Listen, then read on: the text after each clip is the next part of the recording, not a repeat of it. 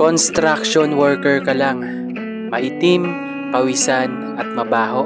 Yan ang tingin ng karamihan. Pero kung iisipin mo na yung construction worker na minamaliit mo, sila lang naman yung may kakayahan na bumuo ng pangarap na bahay nyo.